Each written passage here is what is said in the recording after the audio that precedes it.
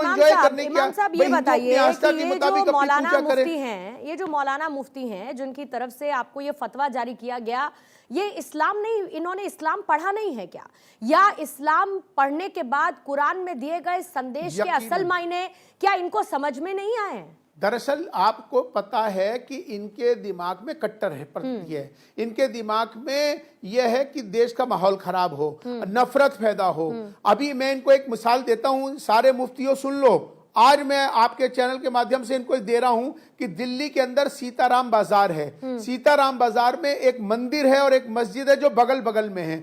जब मंदिर और मस्जिद के दोनों इमाम और पुजारी साथ रहते हैं, साथ खाते हैं। एक दिन क्या हुआ कि इमाम साहब जो मेरे पास भी आते हैं वो कहने लगे कि मुझे 3 दिन के लिए अर्जेंट इमरजेंसी में बाहर जाना पड़ा। तो पंडित जी ने पूरी मस्जिद का रख रखाव करा। इसी तरह एक दिन पंडित जी को अपने गांव जाना पड़ा, तो इमाम साहब ने पूरे मंदिर की सफाई और पूजा सारा काम उन्होंने सफाई सुथराई और मंदिर का देखभाल करी। अरे ये भारत है। भारत पूछना चाहते हो क्या है? ये भारत, ये सनातन भारत है। इस भारत की बात कर रहा हूं मैं।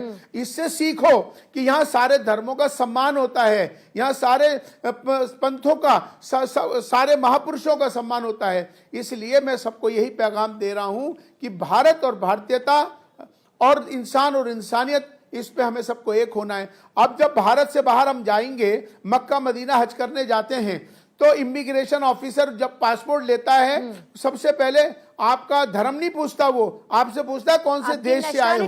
तो इसीलिए राष्ट्र को मैंने ऊपर रखा।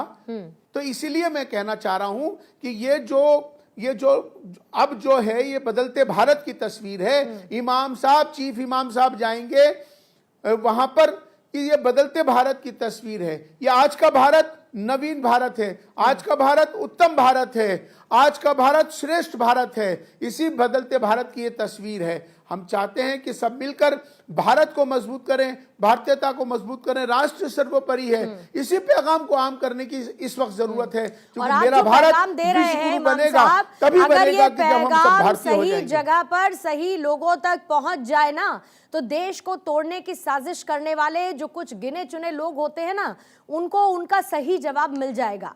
लेकिन इसी बीच में इमाम साहब आपके पास कुछ कॉल्स भी आ रहे हैं, आपने उनको रिकॉर्ड भी किया बाकायदा, आपको थ्रेट कॉल्स आ रहे हैं।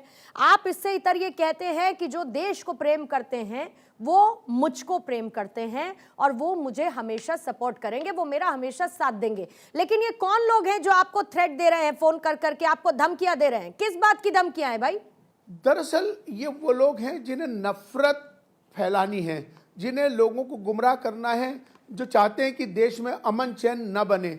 तमाम देश भर से जो फोन आ रहे हैं, उनको ये लगा कि इमाम साहब और चीफ इमाम साहब कैसे चले गए। उन्होंने कहा कि आप प्राण प्रतिष्ठा में इमाम और चीफ इमाम में आप चले गए, इसलिए आपको माफी मांगनी पड़ेगी, आपको और अपने पद से हटाना पड़ेगा। अरे भाई, ये मैं उनको यही पैगाम दे रहा हूं कि देखो भाई, आओ हम सब मिलकर भारत को मजबूत करें, भारतीयता को मजबूत करें।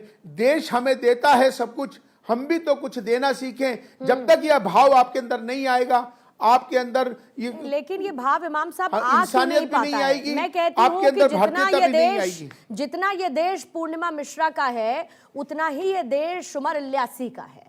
जितना ये देश किसी कृष्ण का है, उतना ही ये देश किसी आफताब का है।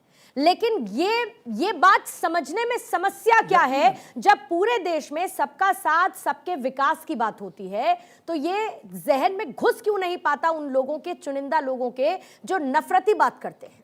इसीलिए अब इमाम आ चुका है, इसीलिए अब चीफ इमाम आ चुका है। ये बदलते भारत की तस्वीर है। अब इमाम आ गया है, अब बदलना सबको पड़ेगा। अब सबको भारत से जुड़ना पड़ेगा, भारतीयता को इसके साथ चलना होगा, भारत को विश्व गुरु बनाना होगा।